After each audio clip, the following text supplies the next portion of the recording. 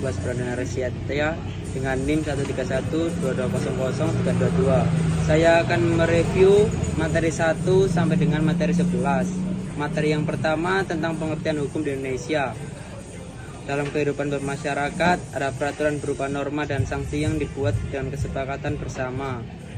Hukum yang dibuat dengan tujuan mengatur dan menjaga ketertiban serta keadilan sehingga kekacauan bisa dikendalikan atau dicegah. Dan yang kedua, setiap negara memiliki peraturan hukum yang berbeda-beda termasuk negara Indonesia. Sesuai dengan pasal 1 ayat 3, Indonesia merupakan negara hukum dan setiap warga negara Indonesia harus mematuhi aturan hukum yang berlaku di Indonesia. Lalu materi yang kedua tentang sejarah hukum di Indonesia. Yang pertama, dalam pengungkapan sejarah tata hukum dan politik hukum di Indonesia dari masa prakolonial hingga era reformasi atau saat ini akan diklasifikasikan menjadi beberapa fase, yaitu fase prakolonial atau masa jaya kerajaan-kerajaan di Indonesia. Yang kedua, fase kolonial, masa penjajahan yang dilakukan negara asing seperti Belanda dan Jepang. Dan yang ketiga, fase kemerdekaan. Itu yang dimaksudkan sebagai masa bebasnya bangsa Indonesia dari penjajahan dan terbentuknya era Orde Lama dan Orde Baru.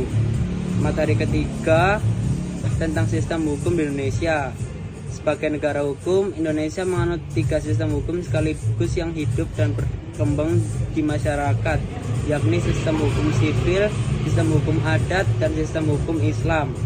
Materi yang keempat tentang pembedangan hukum. Pengelompokan atau pembukaan jenis-jenis hukum tertentu dalam kitab undang-undang secara sistematis dan lengkap.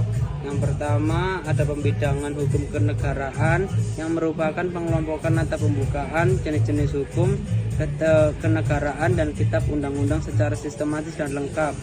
Yang kedua, pembedangan hukum ekonomi merupakan pengelompokan atau pembukaan jenis-jenis hukum ekonomi dalam kitab undang-undang secara sistematis dan lengkap. Yang ketiga, pembedangan hukum peradilan merupakan pengelompokan atau pembukaan jenis-jenis hukum peradilan dan kitab undang-undang secara sistematis dan lengkap. Yang keempat, pembedangan hukum yang hidup dalam masyarakat yang merupakan pengelompokan atau pembukaan jenis-jenis hukum kehidupan masyarakat dalam kitab undang-undang secara sistematis dan lengkap. Materi yang kelima tentang sumber-sumber hukum Indonesia. Sumber hukum formal merupakan sumber hukum di mana suatu peraturan memperoleh kekuatan hukum. Singkatnya, peraturan resmi dan formal merupakan sumber dari terbentuknya hukum. Yang terdapat 5 sumber hukum formal, yaitu undang-undang, kebiasaan, traktat, jurisprudensi, dan doktrin. Materi ke-6, dasar-dasar hukum adat. Secara garis besar, hukum adat adalah hukum kebiasaan yang artinya aturan dibuat dari tingkah laku masyarakat yang tumbuh dan berkembang sehingga menjadi sebuah hukum yang ditaati secara tidak tertulis ataupun yang menjadi dasar peraturan perundang-undangan. Berlakunya hukum adat di Indonesia adalah sebagai berikut.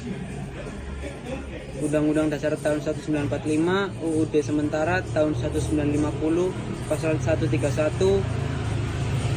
Materi 7 tentang dasar-dasar hukum Islam. Hukum Islam ada 4, yakni Al-Quran, Hadis, Ijma, Qiyas. Materi 8 tentang pengertian sejarah kenegaraan setelah proklamasi kemerdekaan 17 Agustus 1945. Sejarah ketatanegaraan di Indonesia pasca kemerdekaan dapat dibagi menjadi 5 periode, yaitu yang pertama UUD 1945, yang kedua RIS, yang ketiga UUD 1950, yang keempat Orde Lama, dan yang kelima Orde Baru. Materi ke-9 tentang pengertian dan fungsi hukum administrasi negara. Secara umum, administrasi negara merupakan suatu pengaturan kebijakan yang dilakukan oleh pemerintah atau aparatur negara supaya tujuan negara bisa tercapai dengan efektif dan efisien. Administrasi negara berfungsi untuk mencapai tujuan negara sesuai dengan keinginan rakyatnya dan sesuai yang dinamakan oleh konstitusi. Materi yang ke-10 tentang tujuan ilmu hukum pidana. Tujuan hukum pidana ini sebenarnya mengandung